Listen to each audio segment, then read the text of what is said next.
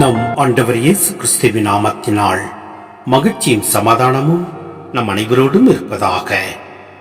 Mark 8:31 முடிய, மானிட மகன் பலவாறு துன்பப்படவும் மூப்பர்கள், தலைமை குருக்கள், மறைநூல் அறிஞர்கள் ஆகியோரால் உதறி தள்ளப்பட்டு கொலை செய்யப்படவும் 3 நாட்களுக்கு பின் உயிர் தேடவும் வேண்டுமென்று இயேசு அவர்களுக்கு கற்பிக்கத் தொடங்கினார்.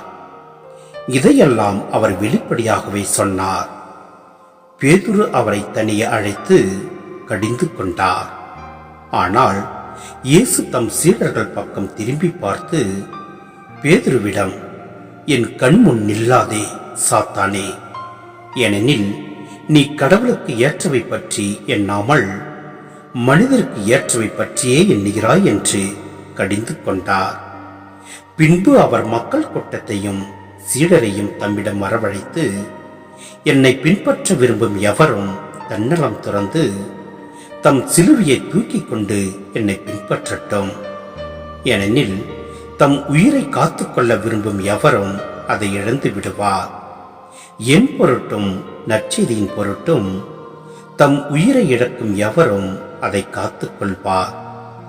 ஒருவர் உலகம் முழுவதையும் தமதாக்கிக் கொண்டாலும் தம் வாழ்வையே இழப்பாரெனில் அவருக்கு கிடைக்கும் பயன் என்ன? அவர் தம் வாழ்வுக்கு ஈடாக எதை கொடுப்பார்? பாவத்தில் உழரும் இவ்விபச்சார தலைமுறையினருள் என்னை குறித்தும் என் வார்த்தைகளை குறித்தும் வெட்கப்படும் ஒவ்வொருவரையும் பற்றி மானிட மகனும் தம்முடைய தந்தையின் மாட்சியோடு தூய வானதூதருடன் வரும்போது வெட்கப்படுவார் என்றார்.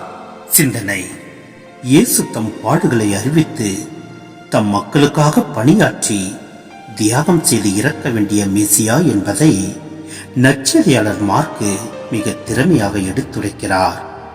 இயேசுவின் பாடுகளின் வெளிப்பாடு 3 முறை குறிப்பிடப்படுகிறது. பாடுகள் வெளிப்பாடு, சீடரின் புரிந்து கொள்ளாமை, இயேசுவின் விளக்கம் என்ற 3 பிரிவுகள் ஒவ்வொரு வெளிப்பாட்டிலும் இடம்பெறுகின்றன. மேலும் இயேசு தன் துன்பங்களையும் இறப்பையும் முதல் முறை வெளிப்படுத்தியவுடன் சீடரின் புரிந்து கொள்ளாமையும் ஏமாற்றமும் பேதுரு இயேசுவை தனியே அழைத்து கடிந்து கொண்டதில் வெளிப்பட்டது. இயேசு தம்மை கடிந்து கொண்ட பேதுருவை சாத்தான் என்று வசைமொழி கூறி தாமும் அவரை கடிந்து கொள்கிறார். சாத்தான் என்றால் எதிரி என்று பொருள்படும்.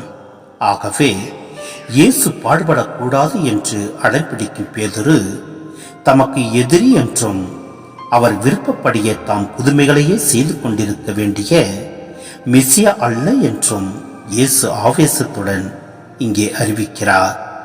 தம்மை பின்பற்ற விரும்பும் சீடர்களும் தங்கள் வாழ்வில் துன்பங்களை ஏற்க வேண்டும் என்றும் மிக திட்டவட்டமாக அவர் விளக்கம் தருகின்றார். எனவே நம் வாழ்வில் ஏற்படக்கூடிய துன்பங்களை சிறிதும் பொருட்படுத்தாமல் நம் ஆண்டவர் இயேசுவின் பாடுகளை தியானித்து அதன்படி வாழ நாம் முயல்வோம். எல்லாம் அல்ல இறைவன் நம்மை நிறைவாய் ஆசீர்வதிப்பார். ஆமேன்.